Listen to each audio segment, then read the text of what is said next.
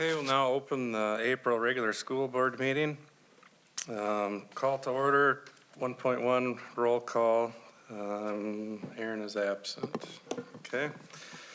1.2 recognition of visitors and guests. Lori? Yes, I have a couple pages here. Oh, never, I'm sorry. That's under 1.4.2. Okay, well, wait. Welcome everybody that's here and the people that are watching, I should say. 1.3 Pledge of Allegiance.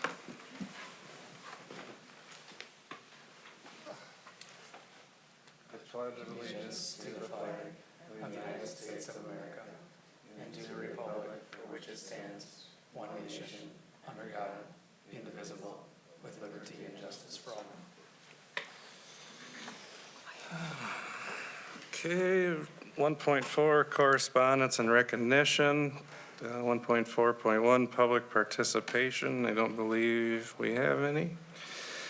Now, 1.4.2 recognition of students, staff, and community. Lori. Okay, Teacher of the Year, congratulations to Heather Carnegie for being named Worthington's Teacher of the Year. Additional candidates this year included Tasha Ramo and Heidi Allers. We are proud to have you on our team. Worthington Middle School Dollars for Deputies. Our Worthington Middle School student ambassadors launched a fundraising campaign with a goal of $5,000 and exceeded it by raising $6,259.18. Proceeds were designated to Nobles County Sheriff Deputy Logan Waldner in support of his recovery. Worthington Middle School History B, over 28 WMS students participated in this year's History B. Congratulations to Donovan Hubbard, first place, Brennan Nelson, second place, Tyler Bentz, third place. Assistant Principal of the Year, WHS Assistant Principal Doug Brands was honored by the Southwest Minnesota Association of Secondary School Principals as Assistant Principal of the Year. Math Masters Competition, the intermediate school and Worthington Middle School sent 36 students to compete in Marshall. Congratulations to Alexander Puckett for earning 8th place overall in the individual competition. FCCLA success. 4 WHS FCCLA members competed at the Minnesota State Convention. All 4 qualified for the national convention in Washington, D.C. this summer with their innovative projects. All Conference Basketball. Congratulations to Caleb Meyer for being named to the Big Ten Conference All-Conference Team. National Honor Society induction. Worthington High School held its annual induction ceremony, welcoming 29 juniors and seniors to join 42 current senior members. A wonderful evening celebrating leadership and achievement. Worthington High School Mural Project. Students have completed 4 additional mural panels to complement earlier work. The full installation will be displayed in the cafeteria. Join us for a public open house this Friday from 5 to 7 p.m. Minnesota National Guard signing.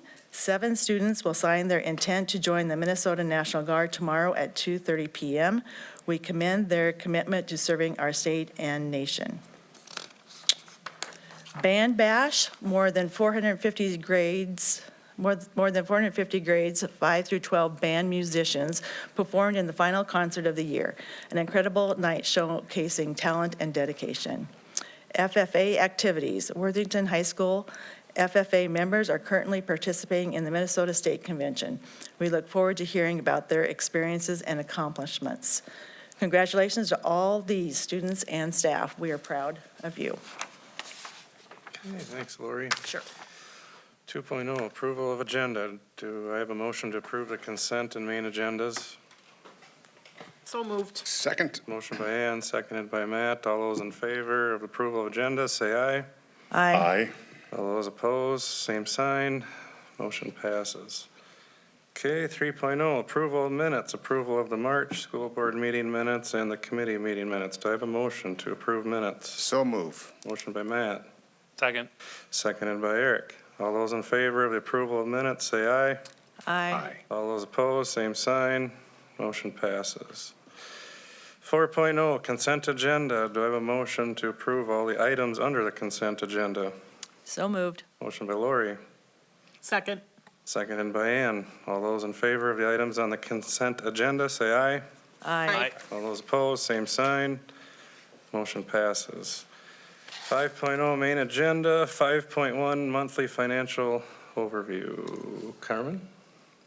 Take a pick. Yep, so in front of you guys, you have our revenues and expenditures for the period ending March.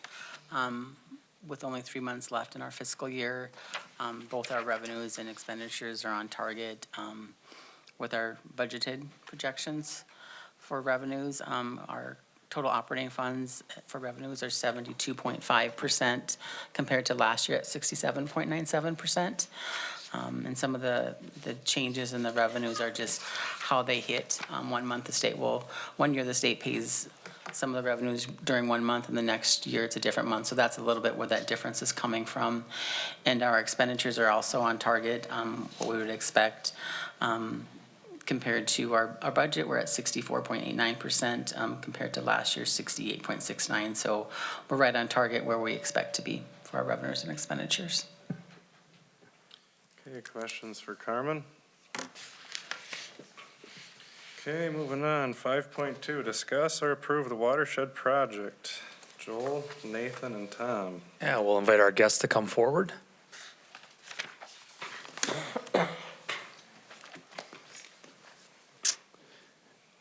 I'll kick us off, and then we can, I'll turn it over to Nathan and Tom, if that's okay, Nathan. A group of us from the operational committee met with Nathan, Tom, and other members of the watershed approximately 2 weeks ago to review a plan that you have in front of you in regard to how to help mitigate water that's running through the land to the west of the intermediate building. This has been a long road with a possible path to a finish line. And so that's why we are here this evening, is that we have an approved plan that could potentially be something that we do on that property. And so, Nathan, you can provide way more detail than I can, and Tom obviously can provide the DNR's aspect as well. So I'll step aside. Yep. So basically, we have a there's like a waterway now, like a kind of a grass waterway now. We're gonna re-meander that, and could pull up the.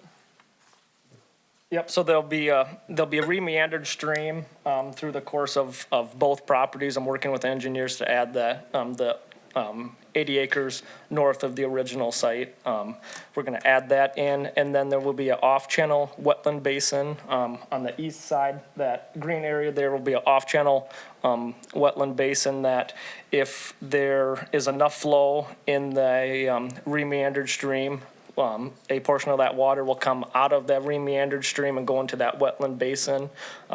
It'll kind of sit in there for a while, the silt and some of that phosphorus will hopefully kind of fall out or get used up by the plants, and then it will rejoin in the re-meandered stream down a little bit farther to the south on that property. The phosphorus reductions were not quite what we were hoping for or what were first initially designed in the last two designs. A yearly total inflow of phosphorus on that property was modeled as 995 pounds of phosphorus.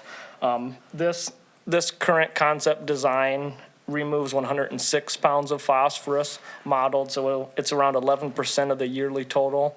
That's down significantly from around 326 pounds of removal the first design, and then the second design was obviously less than that. But as we kind of move forward here, our engineers are currently working on some of the preliminary design work to kind of keep this process moving forward. But I'm kind of here to answer some questions, and Tom's here to answer some questions, just if you guys have any about the project as we move forward. Okay, questions, guys? Fire away. Do you have an idea of how many acres this is entailing throughout this? So as of right now, we do not have an amount of acres that will like encompass that project.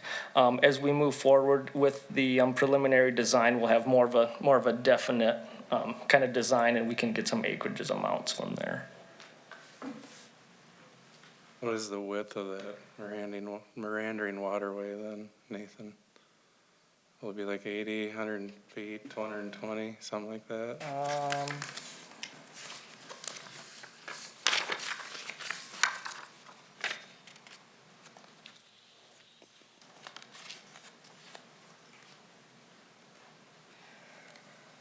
So it's a 3-to-1 side slope for that grassed waterway there. So it won't be for the remeandered stream, it won't be too wide. So the bottom will be 3 foot wide on that, and then it'll be a 3-to-1 side slope going up. I don't have an exact footage of the width of it right now, but it shouldn't be much wider than what it is right now.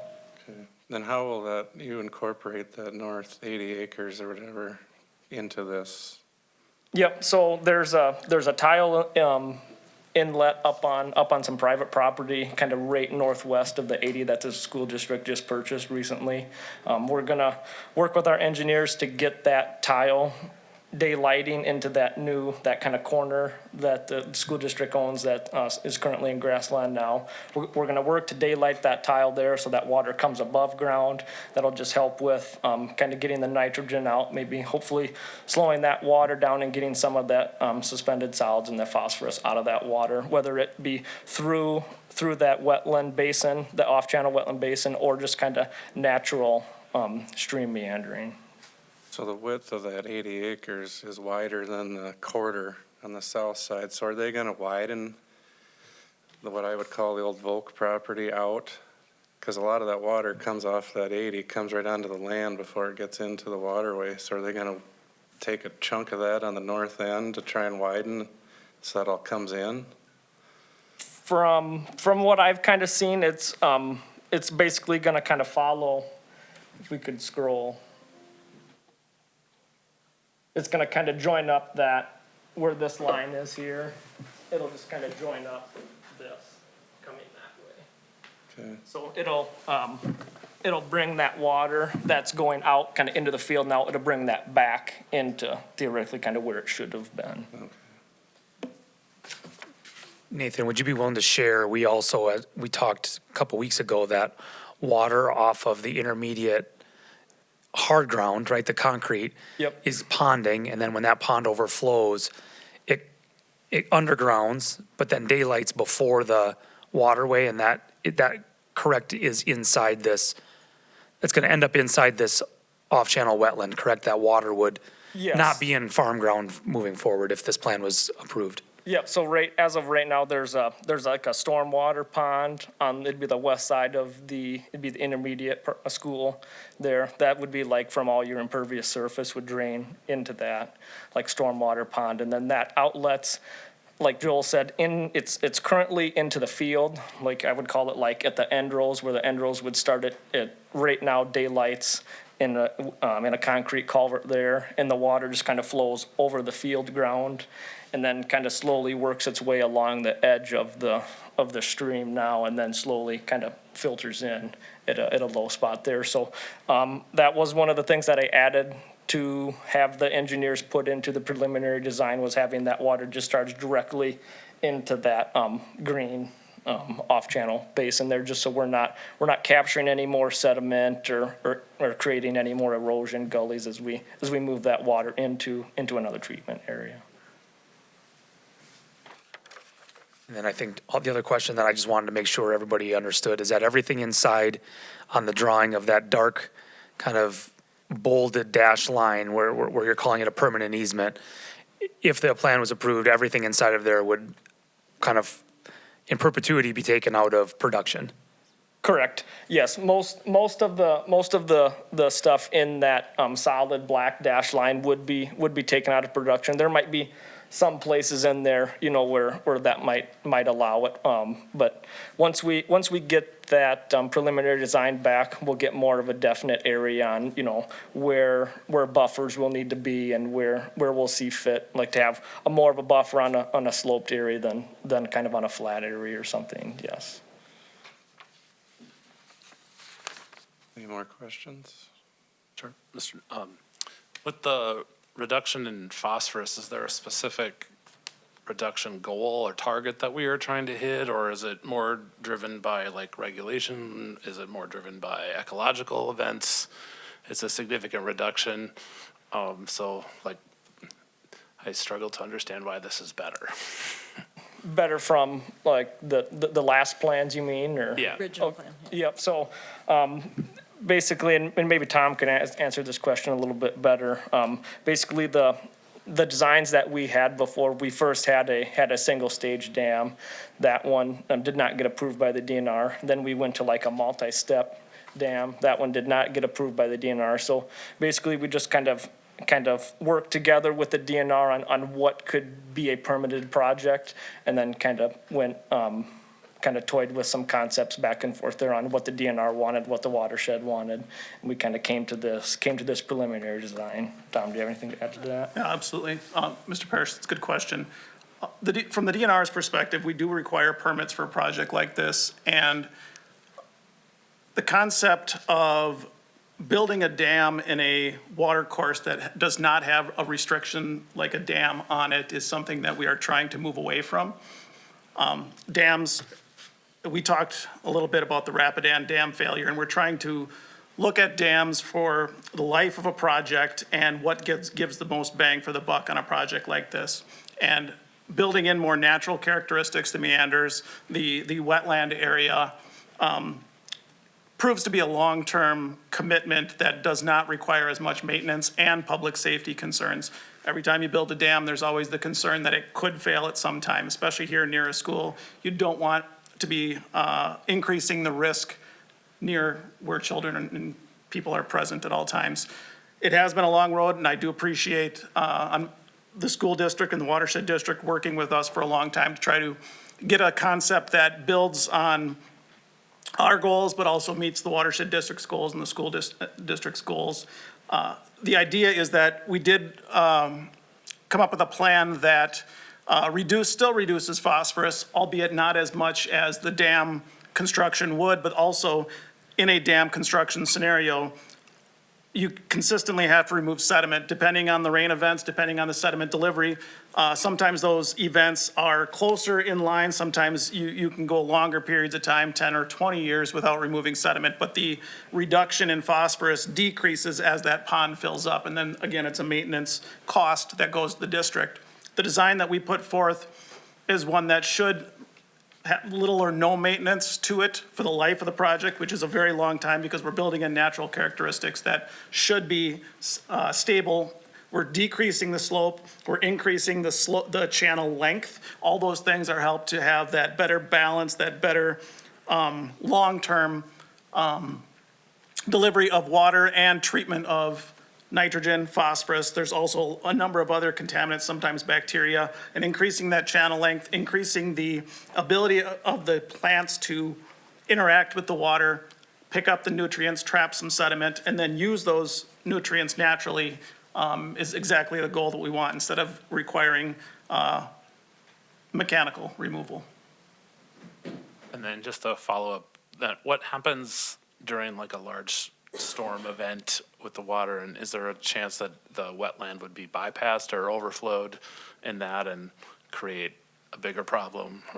Well, the idea of the wetland construction, we did provide a concept to them to look at, and the idea is that it's not going to be an all containment scenario where all the water that comes through there, it's about a 2.5 square mile watershed. So it's not a huge watershed, but there is some slope as you especially go to the west.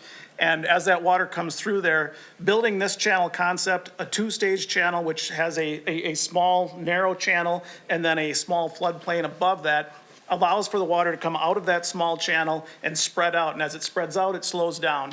And slowing that water down is a big part of having that connection to the floodplain scenario. So you have that two-stage channel through that main part, but then that off-channel areas where that extra amount of gallons can go into that wetland area. And we do want it to be able to go into that area, spread out, slow down, but also be able to get out of that area. So you're not putting all of this energy behind a dam that, certainly could have issues or could fail during an extreme event. And we seem to be having more and more of these extreme events than we want to. So the whole idea is to have a system that takes care of itself. It should not, if it's constructed right and we don't have any major beaver problems or anything like that, it should be something that does not require significant maintenance long-term. Thank you. Anyone else?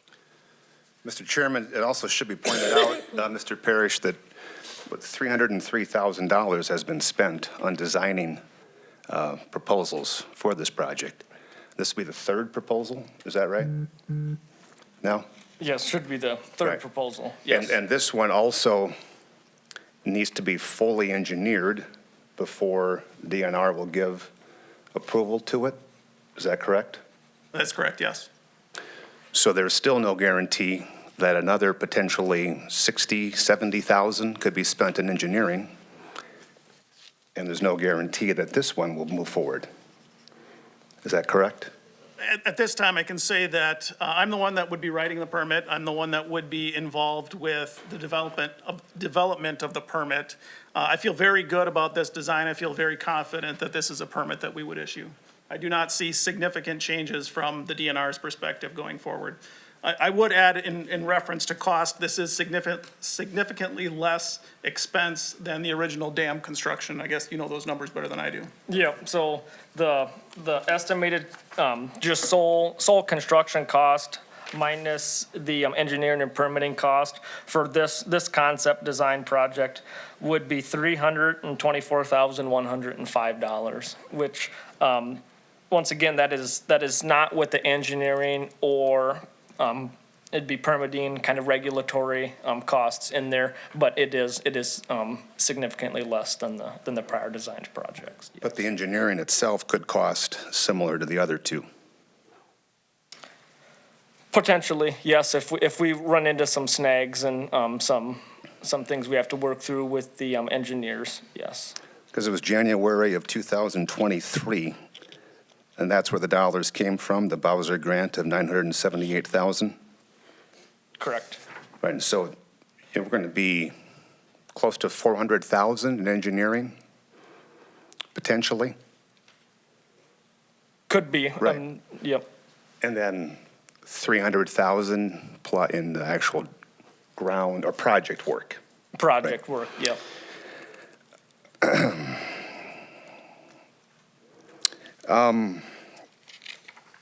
I didn't see it in the pages, Nathan, of what is flowing through there now in the channel as far as pounds of sediment and pounds of phosphorus? We don't have any of those numbers now. We haven't done any, on-channel, sampling before. So my next question is, how can you determine a removal rate when you don't know current flow and content of the water? Tom might be able to, give a little bit more expertise on the modeling that's used on those designs.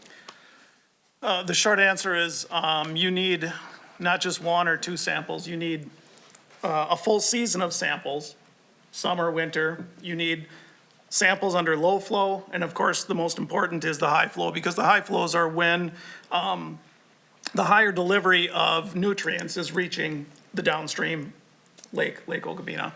And we call it loading. When you see the water flowing through there, even when the water is perfectly clear, it can have a lot of nutrients.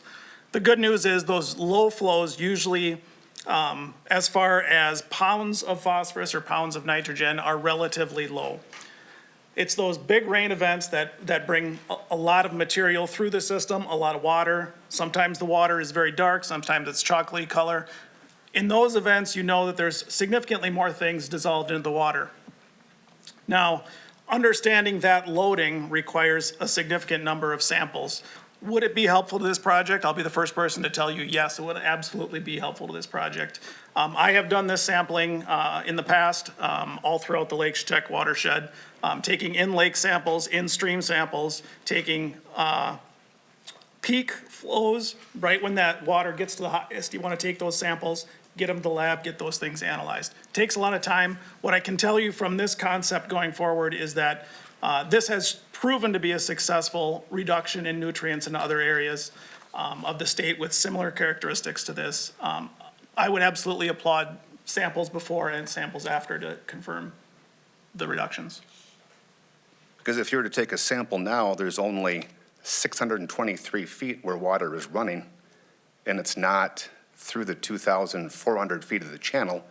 It's only from the tile that's dumping prior to Fox Farm Road, so. Well, and that is right now a issue with sampling is that in the main channel, there are certain values and certain nutrients, but also in those tiles, it'd be good to sample those and see what's going on. It could be very different. It could be very different. And that's part of the reason why I encourage them to look at options to daylight that tile, to give it better treatment before it gets to the lake. When it goes through the tile, there's basically no treatment in that tile system of those nutrients. It's just delivering those nutrients as far as possible to that tile outlet. And once it gets into those channels where there's higher velocities and more volume, it's less likely to settle out or be treated. And it's just most likely, the high percentage of that is gonna make it to the lake. September of '25, letter from the DNR to the watershed said that the reduction could be between 17 to 200 pounds, which is an amazing range. And so I'm just curious how was the 100 and, I forget the number, but 106. 106 arrived at, given that range? The modeling was done with Houston Engineering. So that it's was not- modeling stuff. Yeah, that was not DNR numbers. Those were generated by the engineer. I can tell you that part of those ranges are absolutely all those things that have to do with generating the samples. What is happening in the watershed, the upland area? And I know the watershed district has been fantastic about working with producers to reduce the nutrients that are going on the landscape, but also doing better practices on the landscape to try to bring those numbers down. I would say that this watershed has been managed much better than many of the other watersheds in southwest Minnesota. But until you actually take samples and you actually start to do that loading for individual storms, monthly loading, yearly loading, to know how much of those nutrients are bypassing or gonna be treated through this system, I can't tell you which number in that model is gonna be accurate. I can tell you, Houston spent a lot, time and money to develop those models. They probably are decent models, in my opinion, but the reality is, until you have ground truthed the water quality numbers, I can't tell you which one's right. What if we just took the acres out of production, just grassed the 60 acres around the entire channel area? And didn't do anything? Just let it make its own way and naturally slow down through the natural path? Well, I mentioned earlier that the watershed is 2.5 square miles. So if you were to put native grasses all on the school property, the only problem with that is you would still have, let's just say, 2.4 square miles of watershed that is delivering into this system. Some of it's going into the tile system and bypassing this land. So in that, you would have a very, very, very small reduction in the nutrients that are going underneath the Fox Farm Road. Okay. Is that right, Fox Farm Road? Yes, That correct. sounds wrong. Basically, we're gonna rebuild this waterway, change the direction, and add an overflow wetland area, correct? Yes. So we've approved 2 plans, so this is the 3rd plan we have to approve. So it's up to you guys. Do you want to approve this plan? Because that's what you need to go farther, correct? Yes, correct. Mr. Chairman, though, do we need to approve it? I mean, we already approved the easement, and the easement still falls within these acres. This is a watershed project using their dollars. I don't, other than the the go get them, I don't know what I'm missing here. No, I think the only reason we brought it back for a possible approval was if the amount of acres needed for the easement had changed. Because when we went back and looked through previous board minutes, each time Yeah. a new plan was brought forward, it was approved because the easement had changed. And so if you can guarantee that the easement is within what's already been approved, I guess we don't need to formally approve it, but in the event that they're not, we should give approval, knowing that we're going to change the amount of acres that are taken out of production for the plan. I had asked multiple times to the engineers just to make sure that we were still within the last easement that we had approved with you guys, and they had said multiple times that we're still within the easement that you guys had approved last time. And so that's acres to acres. The easement amount is the acres that was approved. Same or less. Same, we'd basically just be going off of the same easement. That does not mean we'd be using all of those acres that were in Right, the it's- old easement. It'll be whatever this design is shaped to, but we're still working under the last easement shape. With no damming, it's actually probably gonna be less. It should be, a fair amount less, correct, yes, because we're not actually gonna be, pooling water on both sides of the channel. It'll just be on one side for that off-channel wetland. Mr. Chairman, if I can ask one more question. I had asked Tom this question last time, and as I left, I don't know if I completely had made my question clear. I'm curious if this exact same land was in central Minnesota in a different DNR jurisdiction, and they wanted to do the first plan of damming it. Would the same rules apply to them in that part of the state as we're operating under here? Yeah, the perspective on dams has evolved. I can tell you, over 100 years ago, the DNR was probably one of the biggest proponents at working with the federal government to build dams. They were believed to stop carp and improve water quality.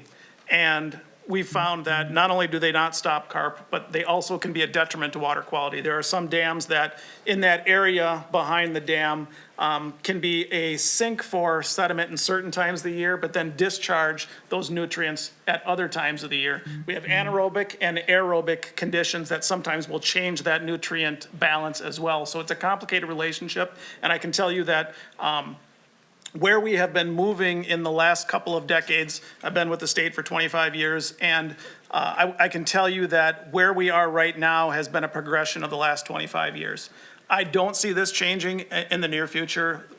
The way that we are understanding dams better, understanding these processes, I can tell you that we discourage dams whenever possible, and I worked with the city of Windham, the city of Laverne, and the city of Jackson, all on their dam removals that went to a riffle system because of all these concepts that we talked about and the risk and the hydraulic roller that can present itself and trap people in. It can be a public safety issue, but also a water quality issue. So I can tell you that this shift has taken the better part of a century, but it is certainly accelerating more toward natural ecosystems than it ever has. And could it swing back? Well, anytime those things can change, but it has been a progression over the last 25 years. I can tell you firsthand where we're going, and I do not see this changing. Thank you. Okay, I would say if the acres fall within the easement, just keep moving forward. Okay. Is everybody okay with that?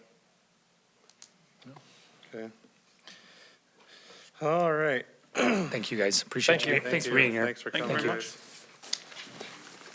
Okay, 5.3, information/discuss budget forecast and planning. Joel.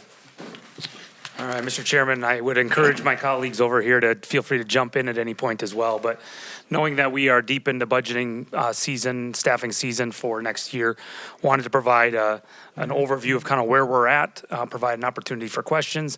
But just wanted to share some things that we continue to be watching in our planning, things that are out there in the legislature, within the federal government, and those different pieces and how they impact our budget moving forward. And so, to start off, wanted to just share that we've been embarking on this conversation in regards to specific building staffing since the end of February.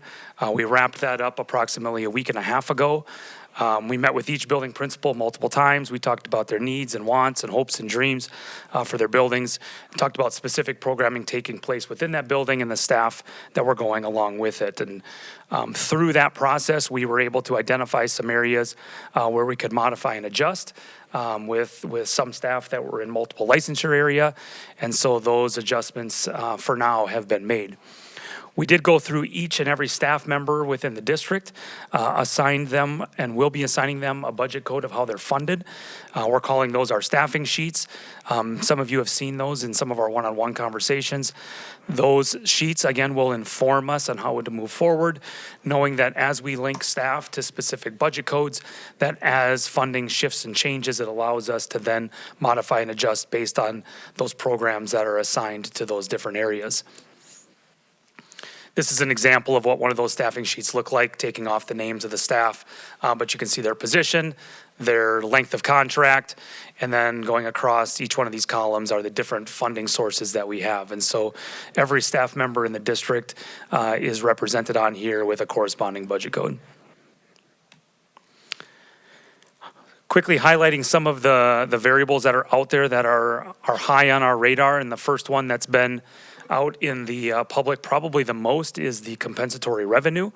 This is a topic that has become such a regular topic. The term that we've heard is compensatory fatigue at the state legislature because they're also sick of talking about it.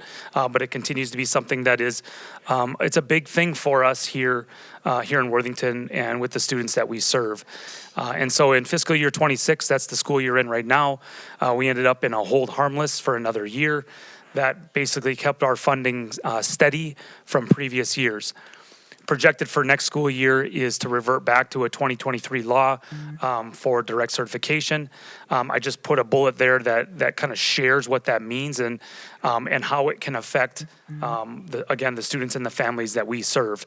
And so right now, with the way the law is currently written, we are currently looking at a compensatory deficit between $2 and $2.4 million.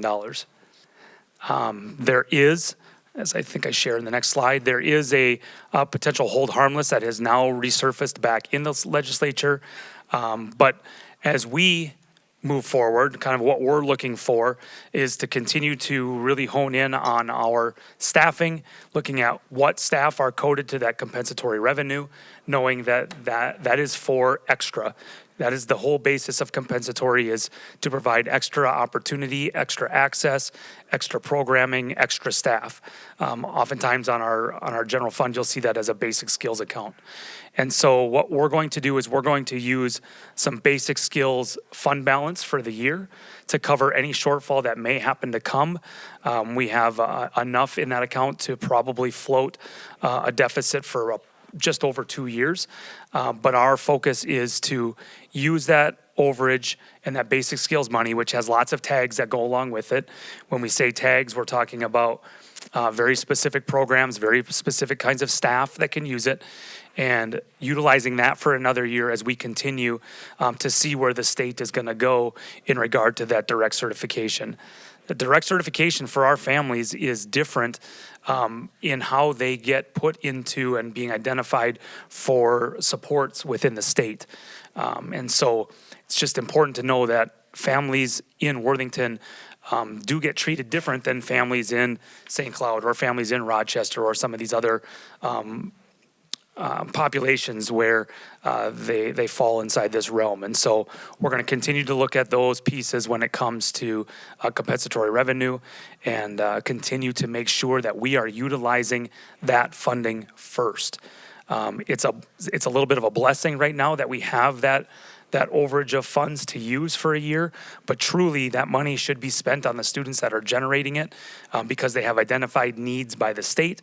And so we will move forward and make sure that funding is used for the students that are generating it, moving it forward.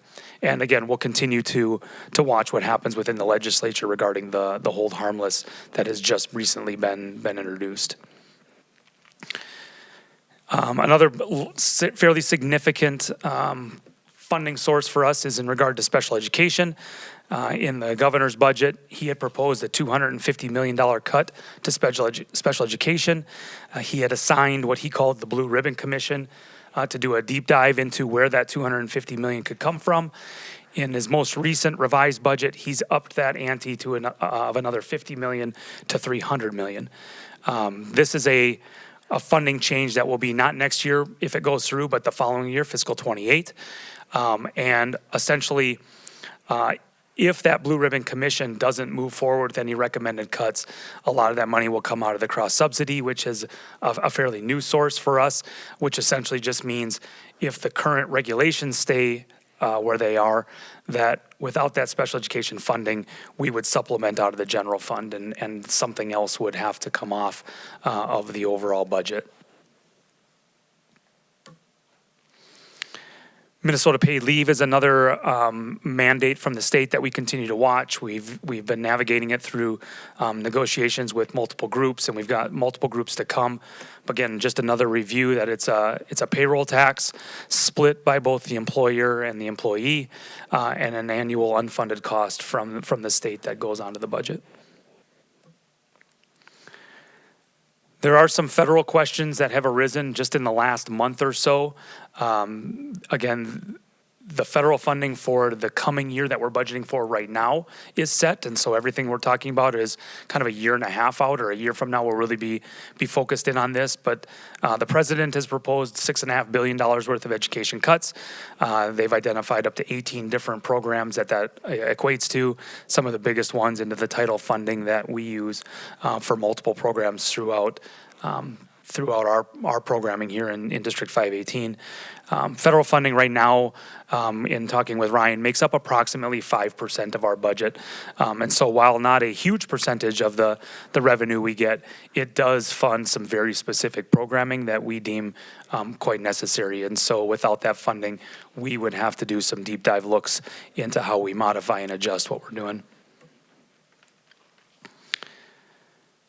And so moving forward, as we continue through that staffing season, hopefully bringing a budget to board in June, we plan to continue to monitor revenues and expenditures, that we continue to audit our staffing allocations in all of our buildings, and seeing how we can support that programming that's happening. Again, making sure that we are really honing into the funding source and the tags that go along with it, making sure that we are using it for that, and that we are using the most restrictive money first before we're using that general education allocation. Because ultimately, anything that comes through the general fund with no tags can be used on anything, and so we want to use that money last as we continue to do our planning. Other things that could have potential future budget implications that are out there and on the horizon. There are two current pieces going through the Minnesota legislature, a statewide health insurance plan that would require at least right now as written, requires a certain level of district funding, as well as minimum salaries for some staff. And that's where we're at with our current budgeting process. I can answer any questions if you have any.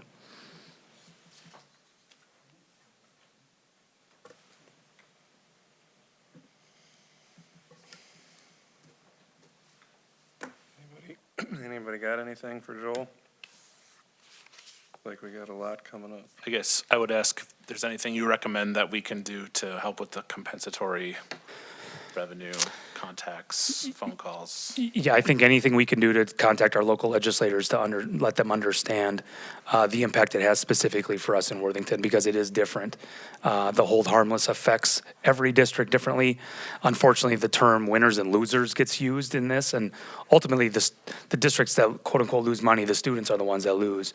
And $2.4 million, if that was a potential cut, is about 25% of our compensatory revenue.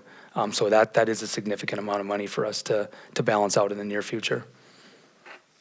Thank you. I did send a letter from me on the district behalf to our local legislators today.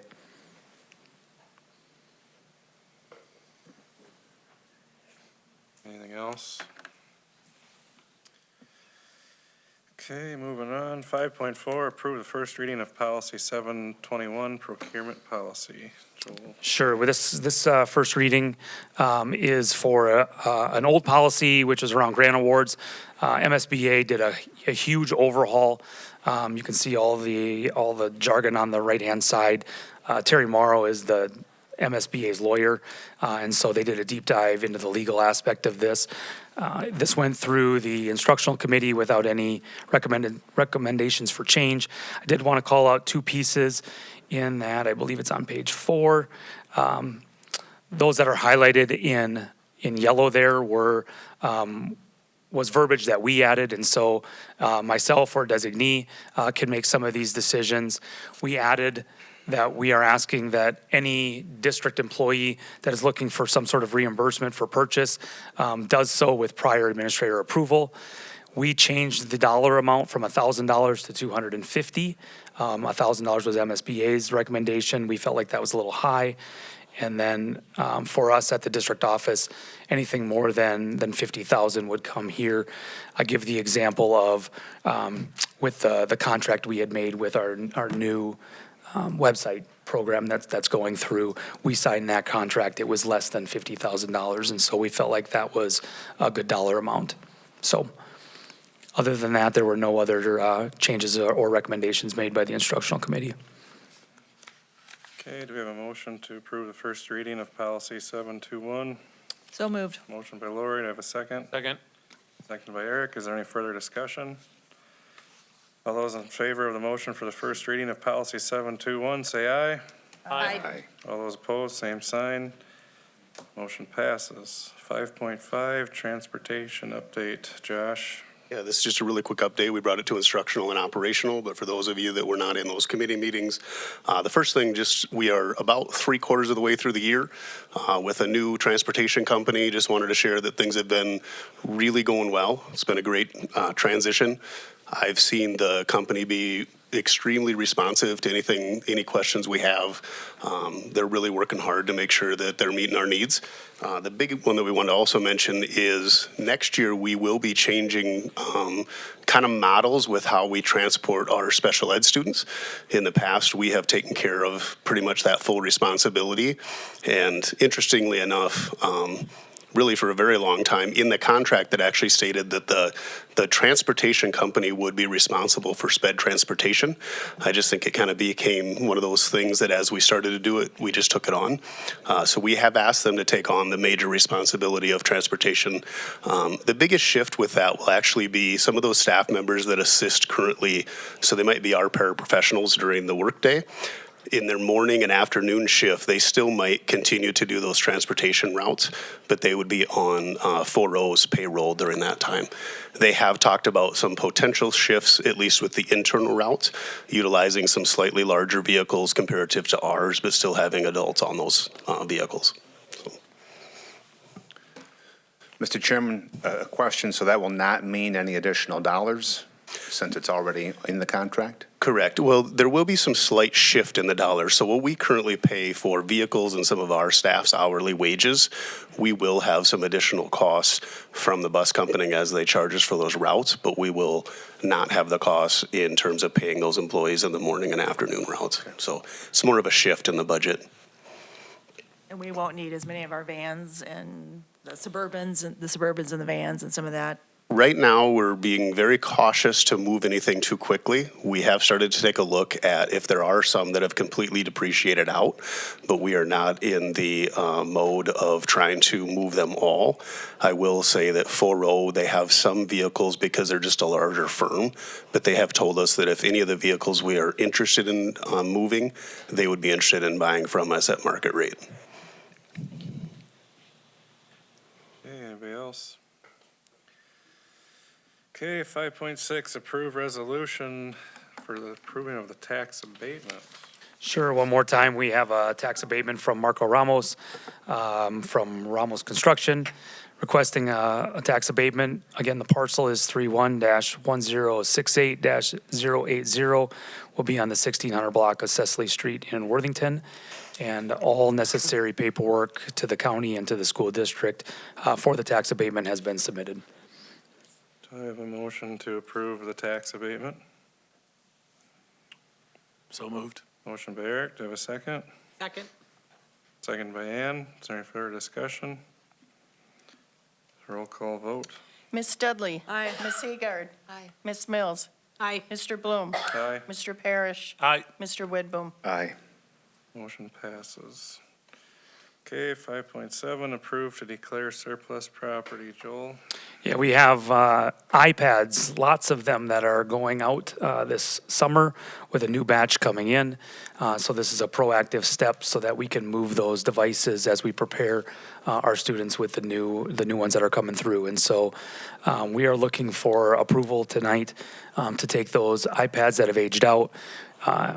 Amy Ernst, our technology director, has an organization that purchases those iPads, and so they are willing to buy them in bulk back from us, providing a little bit of revenue back to us with those devices with whatever value they have. So looking for your approval to declare those as surplus so that she can move forward with her process.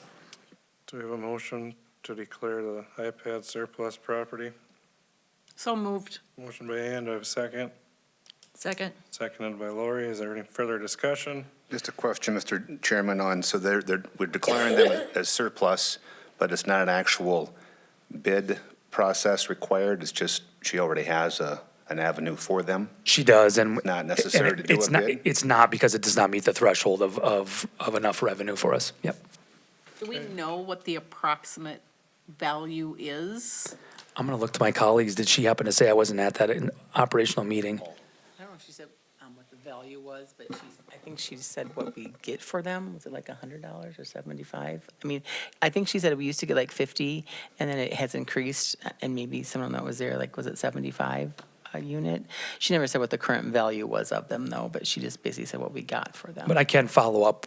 I can ask and follow up, though. It's just curiosity. Sure. If it's about 50 to 75 bucks per iPad, is that what you're saying, Carmen? Yes, I believe that's what she mentioned. I think Oh, she said in the in that past, the company area. was 50. One of the reasons she's mentioned that we go through a company like this, instead of going out and selling them just, some districts will just put them out for bids or, let the public buy them, is this company comes in, takes them all, basically wipes them all clean. It saves our technology that step of going through each individual iPad. And do we know how many we have? What's the number Yeah, so roughly? we have more coming, but this is the first batch that she's working on getting rid of, and then as they go through them. 40 Gen 7s And then and 397, 397 Gen 8s. yeah. Perfect. Okay, thank you. Okay, anybody else with questions? Okay, we have a motion and a second. All those in favor of the motion, say aye. Aye. All those opposed, same sign. Motion passes. Okay, online auction update, Josh. This next one will allow bidding. Historically, we have tried to do periodic rummage sales when we have vintage chairs and tables and file cabinets. We have, actually, one of our capital outlay projects, we are trying to make one of the sheds at the middle school back into what it was originally designed, and it's to keep our equipment nice in the weather. But that building has really filled up with extra things. And rather than a rummage sale, we've been chatting with a local auctioneer, and we're going to try an online auction. We're hoping to go kind of live in June, and we will be working with buildings now because we know there's some things in there that will draw some attention, but we also want to just kind of get the word out to buildings that if there's other feature items that might draw people's attention to that online auction, we want to make sure that they're listed.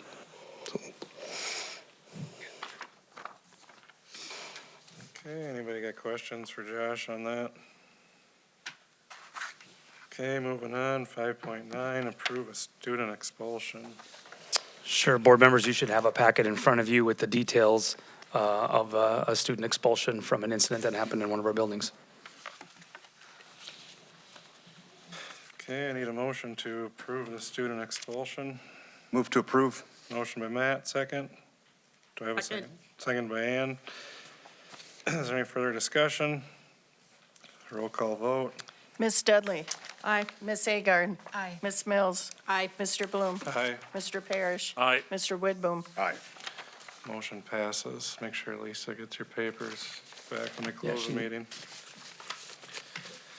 Okay, moving on, 6.0, 6.1, superintendent's report. My report this evening is highlighting the event that myself and 3 other members of district leadership were a part of. And so district leadership recently participated in trainings through the I Love You Guys Foundation, focused on strengthening school safety systems, crisis response procedures, and reunification practices. The training provided our team with valuable tools and frameworks designed to support safe, consistent, and effective responses during emergencies. One of our key takeaways from the training was the importance of common language, clear protocols and practices and procedures across all of our district sites, establishing consistent expectations and responses to help ensure that students, staff, and families experience confidence and clarity regardless of where they're at as far as what building they're in. As a result of this work, our next steps will include reviewing current site-based safety plans, aligning protocols across all buildings, and identifying opportunities for continued staff training and drills. We will also focus on strengthening communication systems and ensuring that reunification processes are understood and practiced district-wide. Safety remains one of our highest priorities. The training reinforces our commitment to proactive planning, continuous improvement, so that all district sites maintain strong systems of support, preparedness, and protection for students, staff, and visitors. And so more to continue to come, but it was a a very insightful 2 days last week and stemmed lots of conversation moving forward. Okay.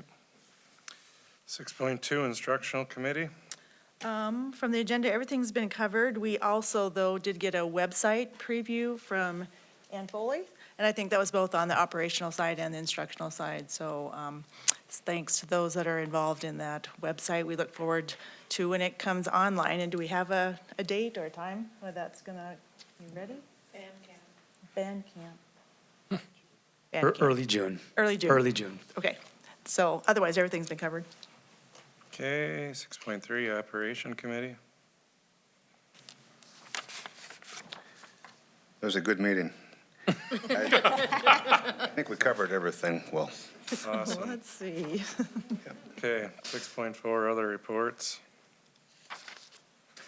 None, okay, 7.0, other business. We will now go into closed session. The meeting will be closed as permitted by section 13D.05, subdivision 3A, to evaluate the performance of the school district superintendent.